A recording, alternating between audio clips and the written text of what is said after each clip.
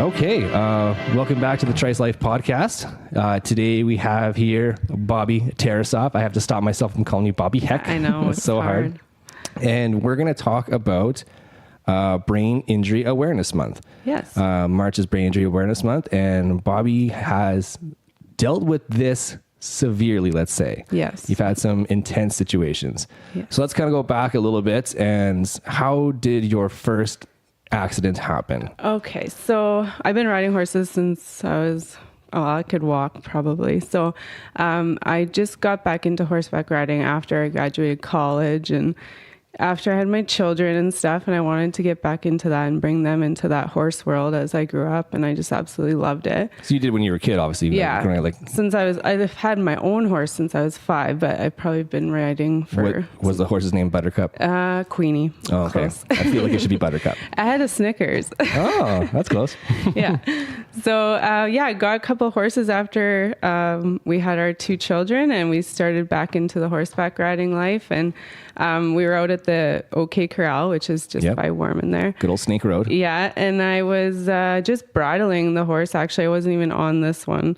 And he threw his head at me because he had an injured ear that I didn't know about. Oh, okay. And so when I went to bent the ear over, he snapped, literally caused him a lot of pain. So he threw his head and smoked me smack dab in the middle. I still have quite a scar there. A little dent. Yeah. So that's where the first injury happened. I got knocked out for a couple seconds. Don't really remember much from there, but I went to the Medi-Clinic. They said, let's stitch you up and send you home. So that was about it. This is probably before any, like you see in sports now, like if someone gets kind of hit or whatever, they have to do like, okay, take them off the field.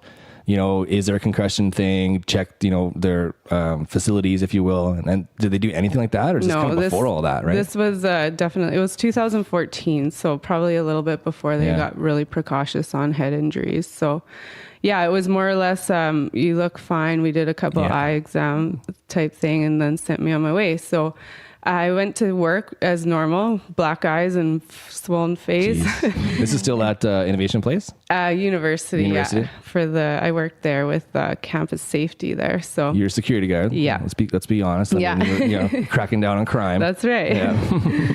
So I went back that Saturday. Actually, I was teaching a course, and everyone's like, "Why are you here?" Yeah. Like, well, the doctor said I'm fine. So 3 days later into work, I started throwing up at work. And my boss said, you know what, you should probably head to the hospital. So got the CT scan done, and sure enough, they diagnosed me with a concussion. So is this something they can see? Is it like look? Does it look like something? Yeah, essentially it's a brain bleed, I guess. Oh, so wow. they can tell how severe they were or how non-severe. Sometimes there is no bleeding. It's just kind of a bruise. Right. But they can definitely see it on the scans. So they knew right away something's wrong. Yeah. Wow. Whereas the Medi-Clinic, what's your name? Bobbie? Yeah, you're good. Yeah. So then I was on rest for a few weeks. So that was the protocol. Go home and rest. I always thought there was a thing like don't go to sleep. Like isn't that like you always see it? Yeah. Isn't that maybe just I think that's more of like an old wives' tale. Yeah, exactly. But they do want you to get checked on every once in a while in case the bleed is extensive and it's kind of bled out at that point. But yeah, so that was just go home and rest and come back to work in 2 weeks. So that's what I did. And months went by and I started I was already suffering from major headaches at that point, but the nauseousness, dizziness, sensitive to light, sensitive to noise, all that kind of stuff. And it just progressed after months and months of trying to be normal and working and having 2 little kids at home and all that stuff. Does it feel like a thing where you almost don't want to admit that there's something wrong? Yeah, exactly. That's how I felt. You feel like you're weak admitting that there's something wrong with my head, not just the old, oh, you're fine.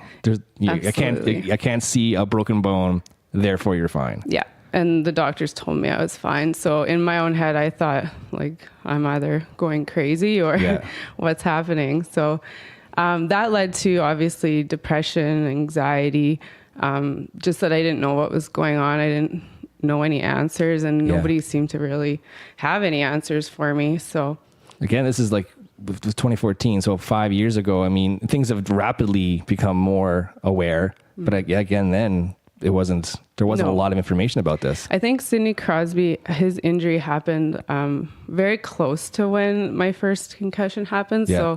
So that really shed some light on everything after that went down, and he used specific doctors to get healed and stuff. Right. So yeah, that helped a lot. That was a big step in my recovery as well, because I felt like I wasn't the only one in the world. It's in the news now. Yeah.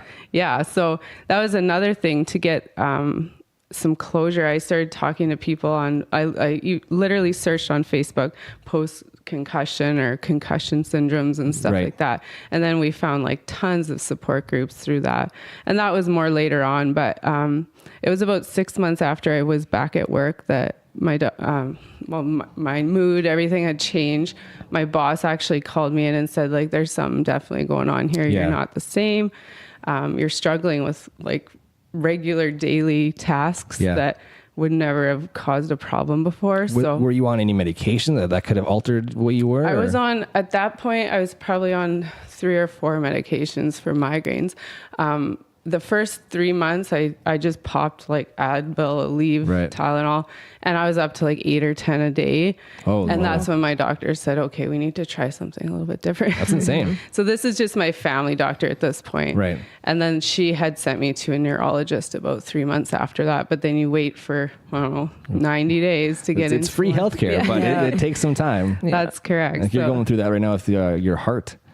Like, you know, it's a serious thing, but it's free, so we have to wait. Yeah, it takes a while to get in with my cardiologist. But yeah, it's not. I mean, at this point, like after going through all of this, I would pay for good health care. Right. Honestly, like I could 100% agree.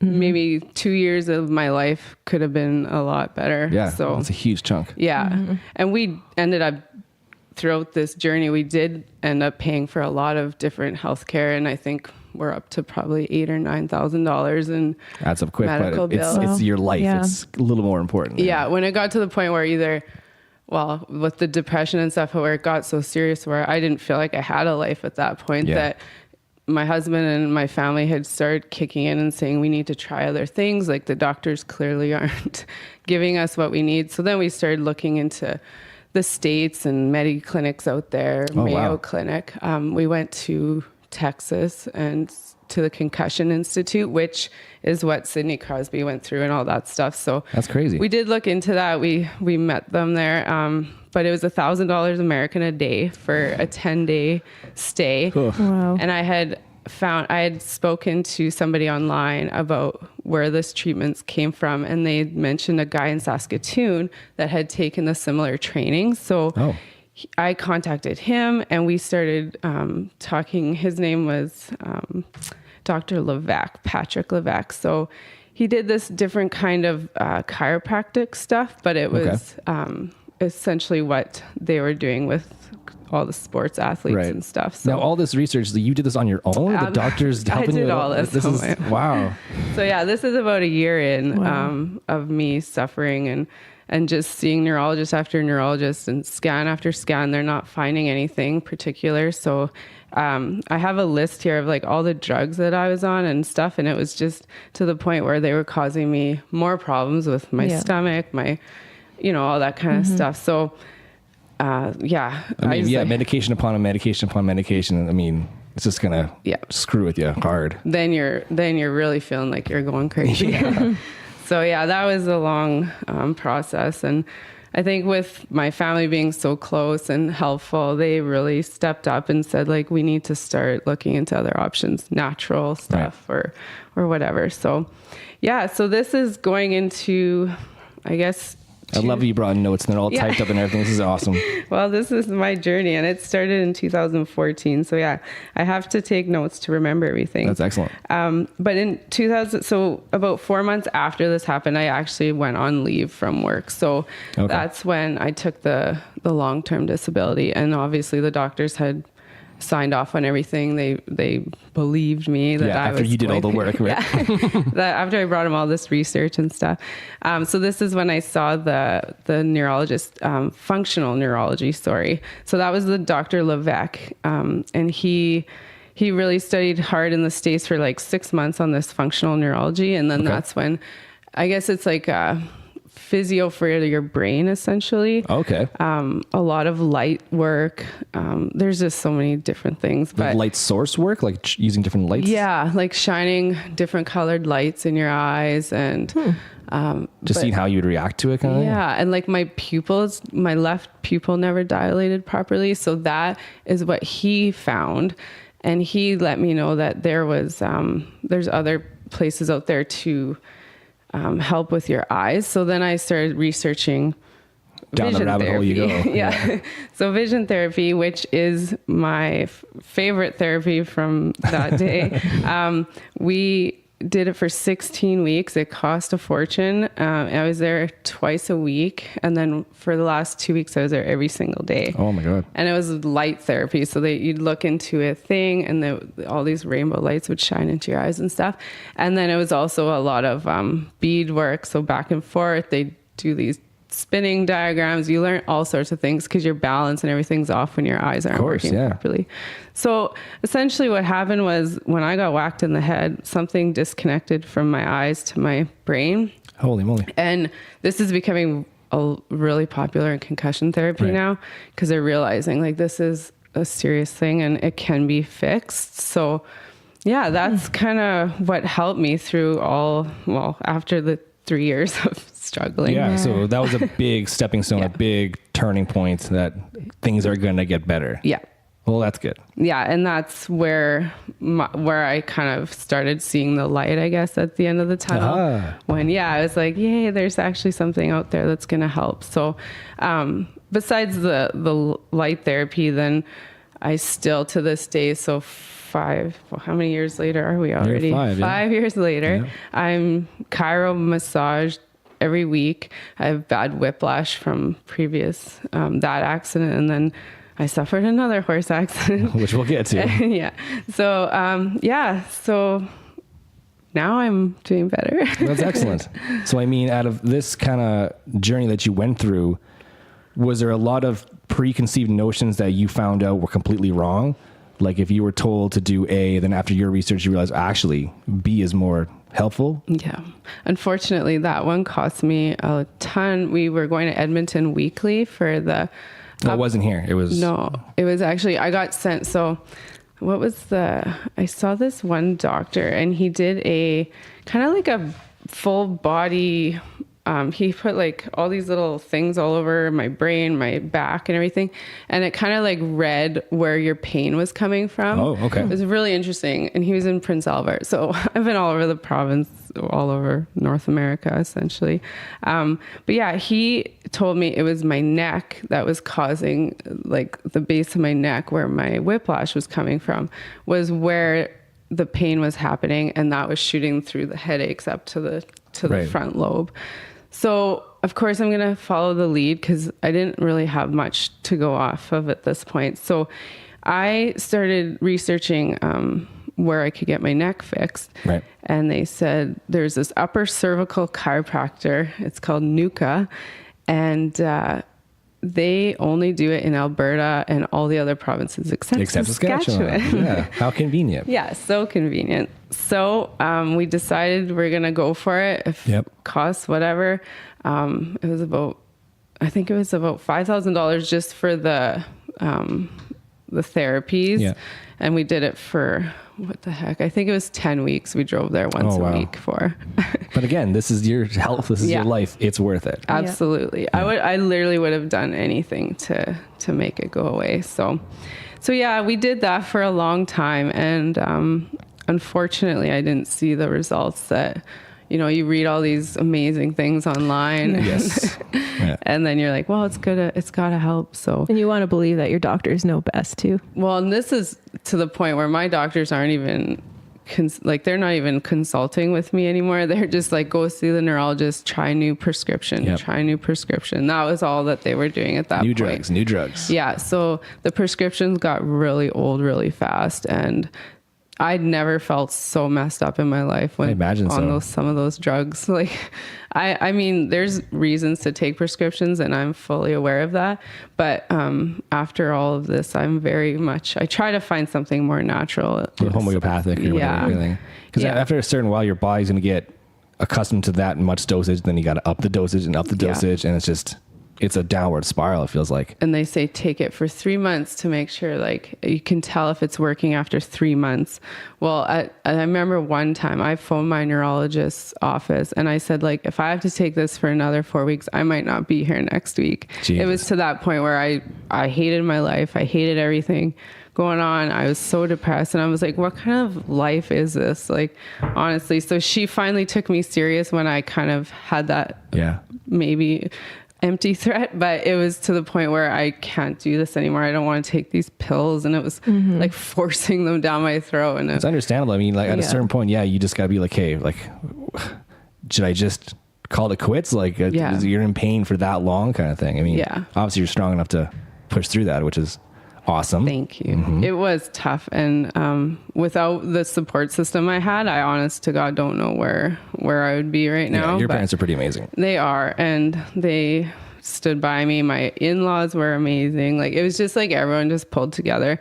I had 2 little kids at that point. Right. And it was like, I can't even get up in the morning, let alone like take care of 2 little ones. So. Are we still in 2014 or are we in 2015 We are in 2015 now. So how old would Jay and Drew be? So they were 6 and 5. So pretty young and lots of energy. Trying to go to kindergarten and live like a normal, happy kid life. Right. Which I think that was my lowest point. The one day I was watching home videos of when they were little, like 2 or 3 years old. And we were all watching them together. And I remember hearing myself laugh in the background of the video. And I was like, I just broke down in tears. I was like, that's what I want back. Like, I want to be able to have fun and enjoy them, not be like every time they talk, just like migraine city, you know? So that was a very pivotal point. Like, that was when I was kind of like, okay, I got to figure something else out here. So let's get what extreme options can we try? What's off the board? Let's try it all. Absolutely. Yeah, it was definitely to that point. So that kind of dragged on for a good 6 months with the drugs and the depression. And I can't believe they make you wait that long on a drug. Like 3 months is a long time. Yeah, it's the 12-week waiting period. Holy moly. 12 weeks of hell. Yeah, really, yeah. I mean, some of them work though. So like, I can't knock all prescription drugs, obviously, but what they were trying to give me was just not the right working. Stuff. Yeah, exactly.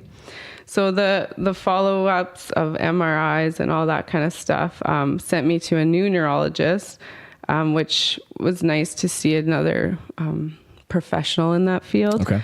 He gave me finally what I needed, which was a diagnosis of post-concussion syndrome. Okay. And I think that really helped when they said, no, there is something wrong. It's a tactile thing. I can believe in this now. Absolutely. Like, I was like, what is wrong with me? Like, nobody knows. I just have, they call it chronic headaches. So, which is fine. But there was other symptoms. Like, there's just like other things, more triggers and stuff too. I was watching a little video sent there and saying even just like fluorescent lighting. So if you have to go shopping and it puts that much more stress on you, and that can trigger a headache or go from a 2 to a 5, and who knows from there. So it was definitely those triggers that nobody could understand. Driving one, like, I didn't drive for probably 6 months when I didn't have to. Like, if I had to, I would. But the movement of the vehicle plus the movement of other cars, like, it just threw me right off. It's a lot of stimulus, Yeah, and that's what it is, like overstimulating your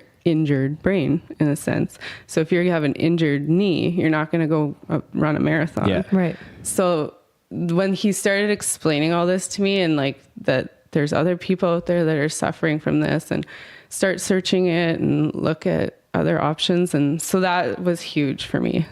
When a doctor told me that, I knew something was wrong, but obviously I needed. You got the guy with the lab coat and the piece of paper on the wall who said it, and now you agree with me. And Isn't that weird that we need that validation though? Like, somebody like you. And I remember going through this and being so angry with some of my doctors, and my mom's like, these are people, like, they're just people like you and I. Right. But we for some reason hold them to such a high standard. And it's just kind of funny how over the years I've learned that they're just doctors. And now when I see a doctor, I treat him like a person, not it's like with a lot of things, even like the service industry or whatever, how dare you get my steak wrong kind of thing. They're just people, man. It happens kind of thing. Exactly. And they are going to make mistakes. But the other thing is ask the questions. Don't be intimidated by a doctor. Like they are no better than you. So this is your life. That's the one thing I'd love like for people to learn is just like, if you have questions, don't sit there and be kind of coward in the corner and just listen to what they have to say. You have an opinion and go with your gut feeling too. A lot of times that'll take you in the right direction. Absolutely. I totally agree. Yeah, I think that's the thing I wrote down too, is like, did you ever feel scared to ask those questions? Did you ever feel, you know, like the first 6 months where I just masked it with drug after drug, like not just from the, you know, the store. I was totally like scared to tell anybody, even like my husband or anybody. I was just like, why am I having these headaches and stuff? But I wouldn't complain. I just masked it for so long because I didn't know. That's crazy. Yeah. And I'm not one to like say that I'd have like a low pain tolerance. I've always thought of myself as I can do anything. I can put up with, like, I had 2 kids, like no big deal. No big deal. And then these freaking headaches. Yeah. It's knocking me on my knees here. Yeah. Totally. So yeah. So you finally got the answer you wanted. You know what it is. Yeah. And that's when things started progressing for the better, I guess. So we did some other treatments, and like physio was huge actually with the neck and everything. Helped with the jaw and the neck, and like everything's so related in your head. Like you don't realize you smoke your head, but now you've got a neck injury, you've got a jaw injury, you could have sinus. So I didn't know you had sinuses right here, like above your eyebrows, until I got the CT scan, and they noticed like a little bit of damage from when I got hit. Jeez. So yeah, like there's just so many things that started like rolling into this one injury. We're very inefficient as a species, you know. I think we have evolved better by now. I know. Right? Totally. So things started getting better. We did the vision therapy, and I went back to work and back to the U.S. Yeah. And I was happy. Things were going pretty good. And like not even 3 weeks later, I got in my second accident. And how did that happen? We were at the OK Corral again. I think I should stay away from there, even though I love it so much. But yeah, I literally have a video of myself going, this is awesome. I'm back on my horse. And I was riding to the OK Corral from our acreage.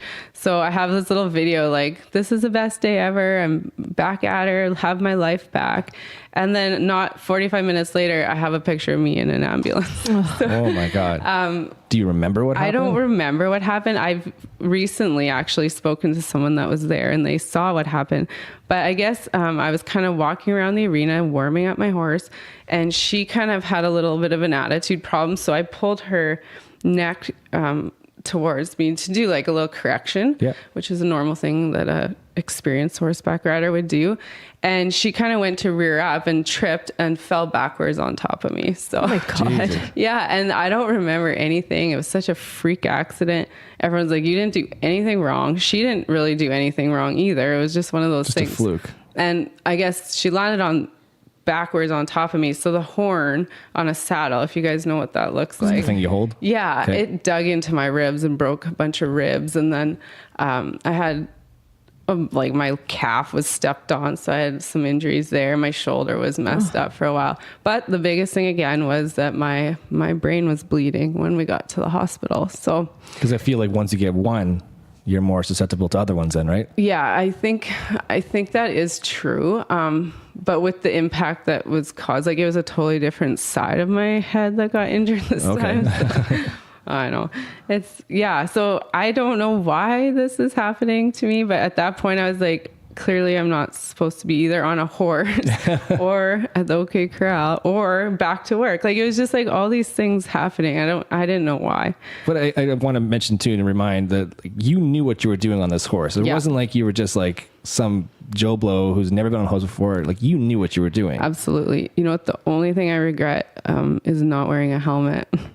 After my first concussion, that should have been So there's something you want to say to all other riders out there? Absolutely. Wear your helmets. I still get on a horse, but I do not get on a horse without a helmet now. So well, that's good. And neither will my kids. So you're back in the hospital again. I'm back in the hospital. They were worried about my neck and my head. So they left me there for about 3 days, just keeping the scans and just watching me closely. But there was a small brain bleed, which was a concussion. And so now I'm back to square one. Jeez, eh? And yeah, it was literally just unbelievable. I had to write that email to my coworkers again and my boss and be like, you're not going to believe this, but, and it was literally unbelievable. So then back off work and back to vision therapy right away. I took about 3 weeks off because I couldn't walk for a while. Well, understandably so. A horse fell on you for crying out loud. And then back to therapies. But at this point, I felt like I had a really good understanding on what I had to do to recover quickly. So that helped. I also had a lot more assistance from work because the injury happened, like I didn't take 6 months off. Like I worked for 6 months the last one and then I went off. So at this point I didn't go back, and they gave me all the assistance through benefits and stuff like that I needed. So they sent me to physio for my shoulder and everything. I even had a psychologist, which was amazing. I didn't have to pay for it. It was all covered through benefits. So just something you can talk about. Just, you know, some things you don't want to say to your husband or whatever kind of thing. And, you know. Yeah, there's things that, you just feel comfortable. They know what they're talking about. And it was part of the recovery process, which I find is really beneficial to anybody I think in most benefits now and recovery processes, they're including the psychologist, which is huge. Yeah. So that helped me through this whole thing. Like, I guess my biggest question at that point was like, why? Like, why is this happening again? I just because a horse fell on you. Yes. But like, that's my passion. That'd be like telling you to give up music. So if it's going to keep my head in one piece, you got it. No, I know. I get it. And that was a big struggle. Like, do I ever get on a horse again? And as the analogy goes, right? Yeah, right. And it took a year and I got back on, but it was almost like, is my family going to accept me getting back on a horse? Is my husband going to like be supportive? Be angry about this? Yeah. You know? And this one really affected my kids because they were on the way to the OK Corral when the accident happened. So Derek gets a call saying like, Bobbie just got hurt. The ambulance is on the way. But maybe don't let the kids see her. So because they're old enough now to see and remember what's going on. Totally. And that was my biggest thing. Like when I kind of came to, I was like, where are the girls? Because Derek was there and I knew he had them. Yeah. He's like, I sent them to Corley's. So one of my friends had taken them and they didn't see anything, but they saw me in the hospital the next day. So that affected me a lot, and affected them a lot. How do they process that? You know? Right.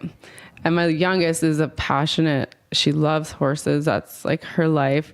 And so I didn't want her to be scared of horses. Like I truly believe accidents happen for for whatever reason. Like you really don't know, but I don't think you should be living in a bubble either. Right. So I didn't want her to fear horses. I didn't want her to think she had to give up on her passion or anything like that. So that's another thing I wrote down too, is like, did this affect how you wanted your kids to be around horses and stuff, but you were still fine with them? And no, that was a huge part of the psychology aspect of things. I had to kind of let go of that fear.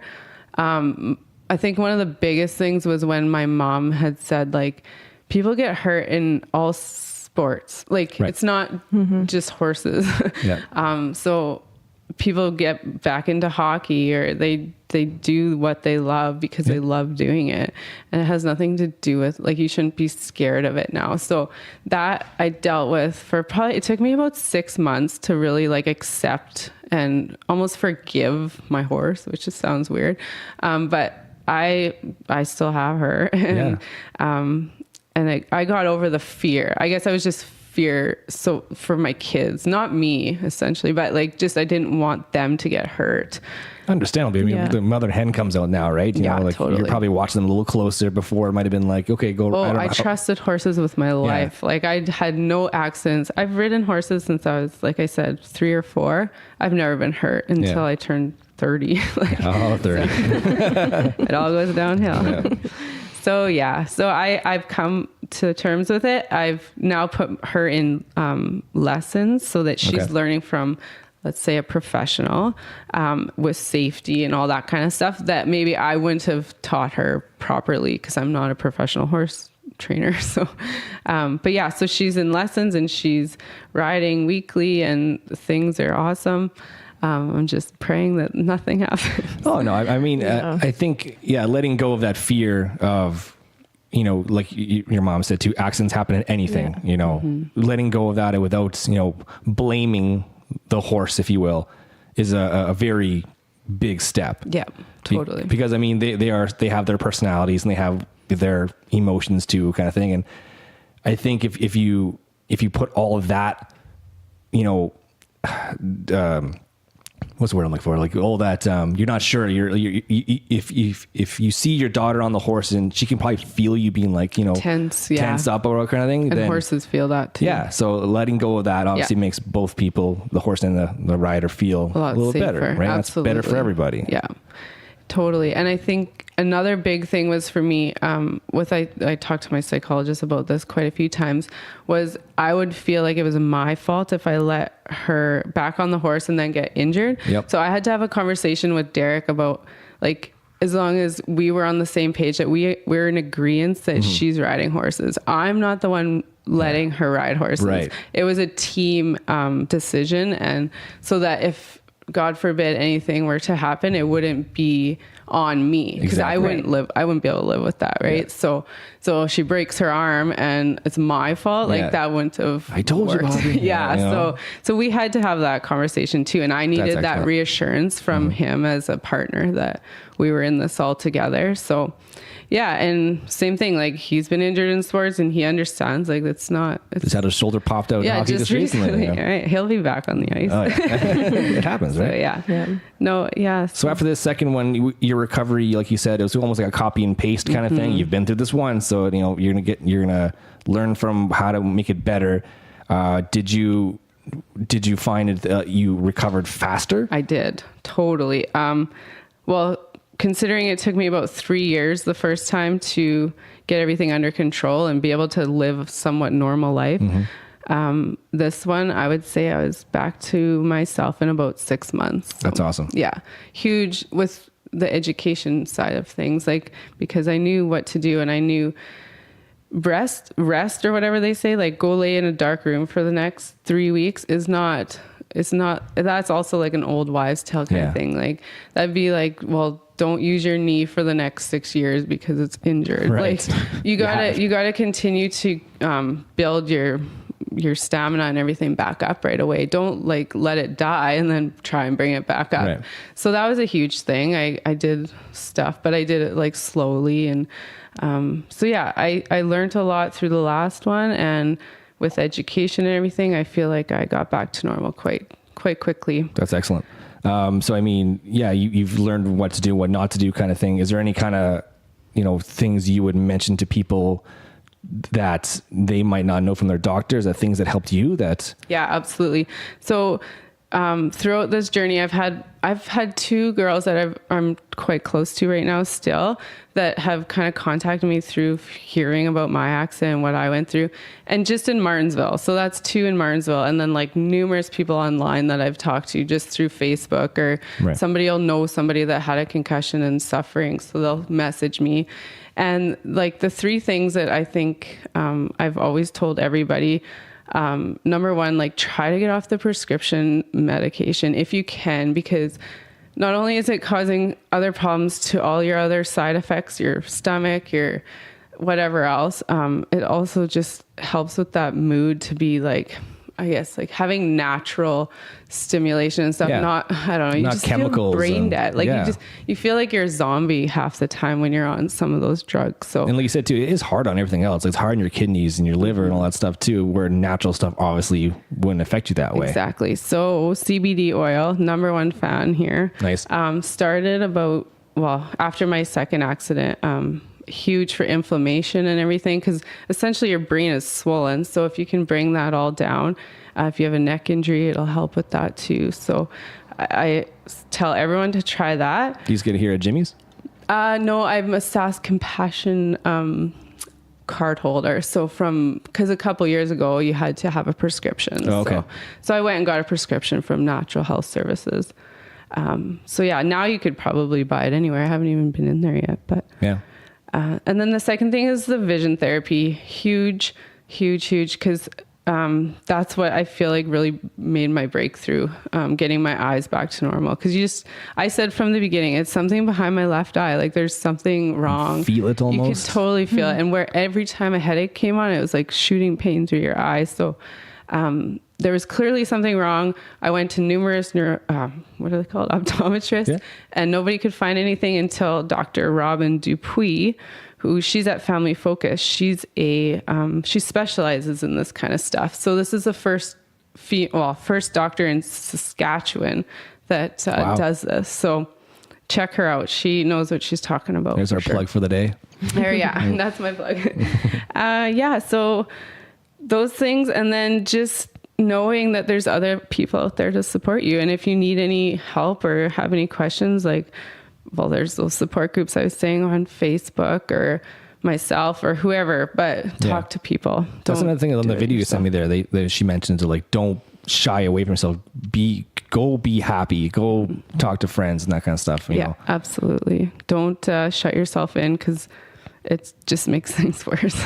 So are you still in a kind of a post-recovery kind of phase now? Yeah, or? I definitely think I'm not going to ever be able to say that I'm 100% back to normal. Mm-hmm. Even sitting here talking to you guys, kind of looking back and forth from one to another, I can feel a headache coming on, and that it's just the overstimulation. You just have to know when to rest. Right. And I just took my real estate course, and that 6 months of book reading and studying was tough. Because I haven't been in school for how long, but going back to that, and then also having this injury on top of it, it was strugglesome. Yeah, imagine. So I just know my triggers, though. I know what's going to cause problems, so I just try to stay away from those things. Another good point for people who have figured out your triggers. Absolutely. Avoid them at all costs. Yeah. And still live your life. Take the extra CBD or something. If you for instance, a rush game, worst thing ever. Yeah. It's the loudest thing ever. The ball's so fast, you can't keep up with it. Yeah. The first time I tried to go, I had to leave because I started throwing up because it was so much stimulation, and it was just you get that migraine and then you're done for 2 days. So this is a real thing. I think it's again, we have to come back to that where if there's no physical thing, it doesn't mean there's not something wrong. Yeah. I don't have a Band-Aid on my head, but there's something definitely wrong. I remember for myself, I know I've had some concussions, in hockey and stuff. I remember going head first in the boards in hockey and then being I'm used to my dad and his generation, is there blood? No, get up, you know, and you just keep going kind of thing. And it's all, at no point am I trying to say I've been through whatever you've been through at all, but even for the basic ones, yourself too, you went head first into a brick wall when I was in grade 4. We were running in the gym and just smoked the wall. And I had this giant goose egg on the front of my head for a while. My teacher called my mom because I went and just hid in my room because I was embarrassed. But after it happened, I didn't know where I was for a couple seconds. And I was yeah, that's probably not good. But at the time, nobody knew anything. And they're just well, we'll put some ice on it and send you home. Yep. Here's an Advil. Education's definitely key. And that's another point. Not everyone that gets a concussion apparently suffers from PCS. So that's interesting. They don't have any studies on who and why you end up getting these extra things after, extra symptoms and stuff. But it's proven that not everybody gets it, and some people do and some people don't. Female are more predominant for some reason. If you look at the studies, it's almost 70 to 30% women end up getting PCS, and so I don't know why, but hopefully we'll learn more. Yeah, exactly. I'm glad there's more information coming all the time. Mm-hmm. So where do you go from here, kind of thing? Well, that's a good question. I honestly feel I have 90% of my life back. There's obviously a few things, but doing stuff like this is awesome. Thank you guys for having me. Of course. I love helping people. I've had coffee with numerous people just talking about this kind of stuff. And I guess whatever I can do to get the word out there that there is help is what I want to do. Is this something that you would be willing to talk to people about? Absolutely. So they can hit you up on Facebook and whatever? Yeah, for sure. Yeah, like I talk to people in like Alberta and I've had coffee dates here in Saskatoon with people, and like it's just a real thing, and people don't understand, and when you're going through it and nobody around you is understanding, it's the most lonely feeling ever. So I just want people to not feel like they're alone, for sure. That's awesome. Well, thank you so much for being here. Thank you. This was guys. awesome. I learned a lot. Good. And if anybody has any questions more about PCS, you can catch Bobbie on Facebook. Absolutely. And then you always all link to us too if you want on the Trice Life, and we'll forward any questions on. Perfect. Thank you so much. Well, thanks again for being here. You betcha. Bye-bye.